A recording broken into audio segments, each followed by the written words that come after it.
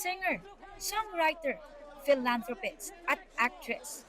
Ilan lang yan sa mga papel na ginampanan ng music icon at binansagang Queen of Country Music na si Dolly Parton. Sa loob ng 6 na dekadang karera, hindi lang musika ang binago ng 80 taong gulang na si Dolly.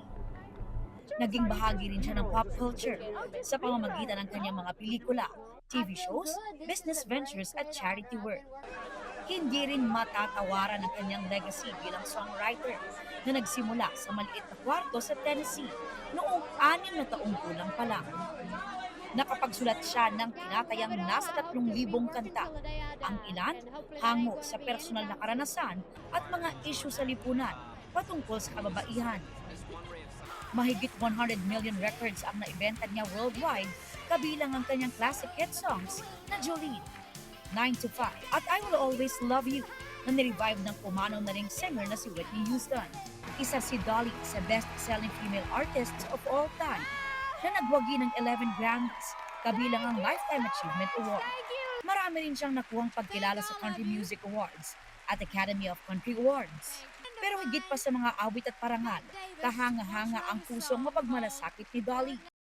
Laking gulat ng buong mundo sa malungkot na balitang ibinahagi ng pamilya ni Dolly. Hey everyone, my name is Brian Seaver, son of Cassie Parton, and I am representing the Parton and Owens family today, announcing the passing of my Aunt Dolly Rebecca Parton Dean, sister, sis, Aunt Granny to one generation and Gigi to the next.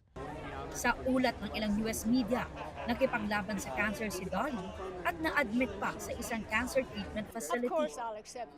Buhos ang tribute mula sa mga artista at personalidad na nagluluksa sa pagpanaw ni Dolly.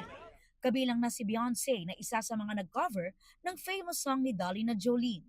Para naman kay Taylor Swift, ang mundo na wala si Dolly ay parang hindi posible, hindi totoo at hindi tama.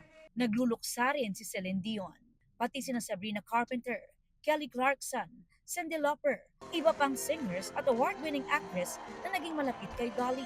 Nagpaabot din ng pakikiramay ang former US presidents na sina George W. Bush at Barack Obama. Iniutos naman ni US President Donald Trump na i-half-staff ang kanilang mga watawat.